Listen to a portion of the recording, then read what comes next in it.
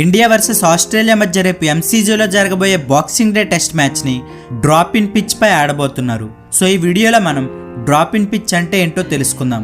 So జనరల్గా జరిగేది ఏంటంటే గ్రౌండ్లో పిచ్ అనుకునే ఏరియాలో లేదా గ్రౌండ్ సెంటర్లో ఒక 3-4 అడుగుల లోతు తవ్వి పిచ్ని తయారు చేస్తారు. కానీ డ్రాప్ ఇన్ పిచ్చెస్ గ్రౌండ్లో తయారు చేయరు.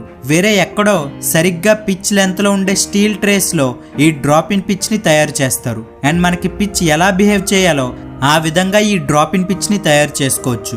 ఫర్ ఎగ్జాంపుల్ ఎక్కువ స్వింగ్ కావాలంటే ఆ వేలో అండ్ ఎక్కువ టర్న్ కావాలనుకుంటే ఆ వేలో సర్ఫేస్ని, మట్టిని, గ్రాస్ని అడ్జస్ట్ చేసి తయారు చేస్తారు. సో అలా తయారు చేసిన డ్రాప్ ఇన్ పిచ్చెస్ని క్రేన్స్ సహాయంతో గ్రౌండ్లోకి తీసుకొచ్చి మ్యాచ్ జరగబోయే కొన్ని రోజుల ముందు గ్రౌండ్లో ఇన్స్టాల్ చేస్తారు.